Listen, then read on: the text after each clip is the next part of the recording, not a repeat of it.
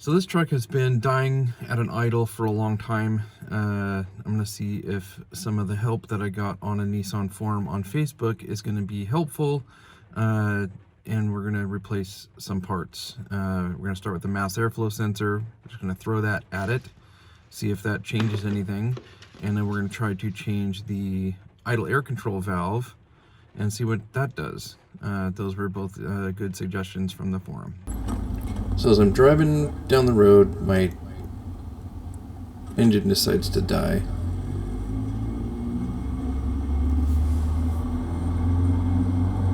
Push in the clutch, let off the gas, and it dies. I can always restart it by pulling the clutch, but that doesn't help me in a stop sign. There it is.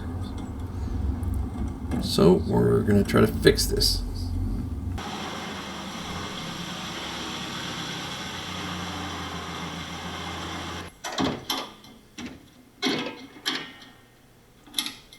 So this is a 95 Hardbody with a 2.4 liter engine. I'll start by removing the air cleaner.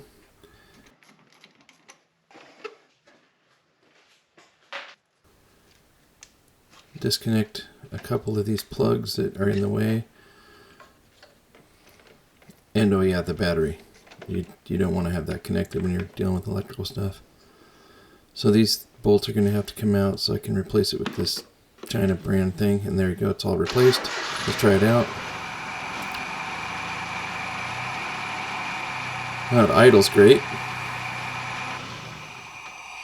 No noticeable difference though. So I'm going to replace the idle air control valve. I'm pulling all these plugs off. They kind of only go one place, so it's really easy to put them back.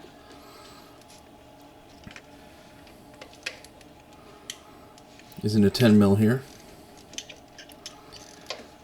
There's just a couple of bolts that hold this bracket on that has all the electrical and vacuum lines on it that are in the way of getting to the bolts for the actual component I'm trying to get to.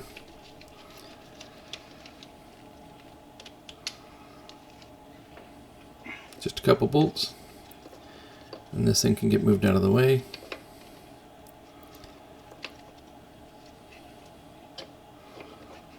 Just trying to tuck it so that I can get to those two bolts there and the other ones down below. Let's separate the wires, and then I don't know, I'm probably just going to cut this off and solder the wires back onto it. If you know how to disconnect that and pull the wires out, leave a comment.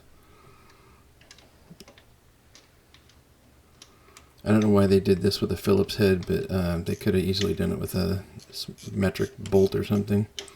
So I have to remove the fuel pressure regulator, so I have room to turn a wrench in there.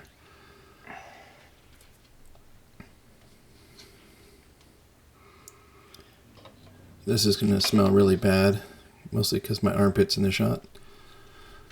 Oh yeah, and the fuel. So there's a win. I can get to that bolt now, and that one, and that one, and then I forgot the other one because I didn't know there was 4. There's a long one, another long one, and then I just dropped the socket. And off camera I went and picked it up. Also probably use some language that we won't use right now.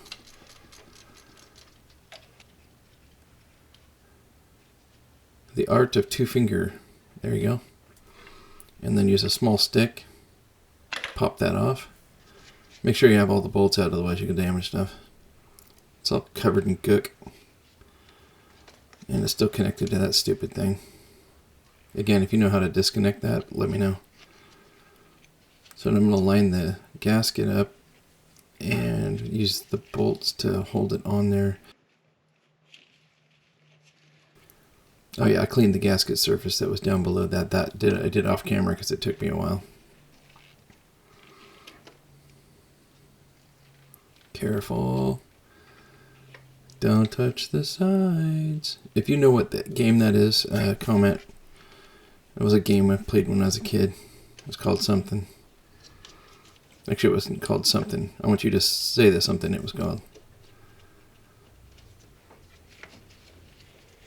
So get 2 of those started, so I know the gas is not going to walk out of there.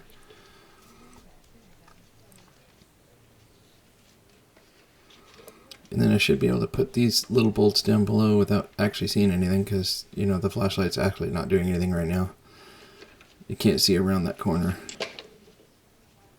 I think I'll pull that fuel regulator back off again so I can have room. A little tighty. A little more tighty. A little more tighty. And we're going to put the fuel regulator back on. Tighten it up. And put this bracket back down into the hole and thread it in. None of this is hard, it's just tedious.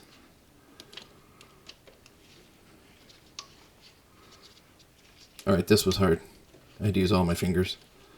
Except that one pinky that I had weirdly sitting upward. So let's give it a start.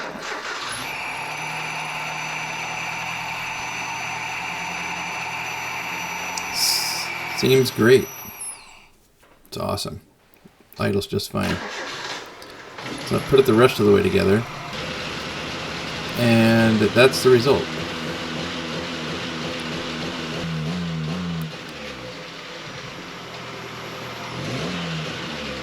I am not pumping the throttle, it's just surging. So I went ahead and put on the old mass airflow sensor and plugged it back in. Put the air filter housing back on.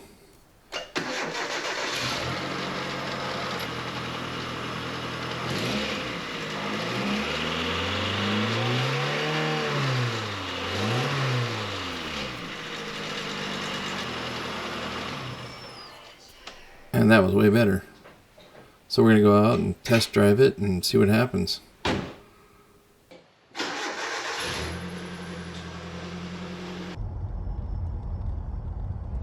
The idle air control was giving me issues, and that makes most sense. It was dying at an idle. Anyway, if you guys enjoyed the content of this video, like it. If you want to subscribe to the channel, I do all kinds of weird stuff.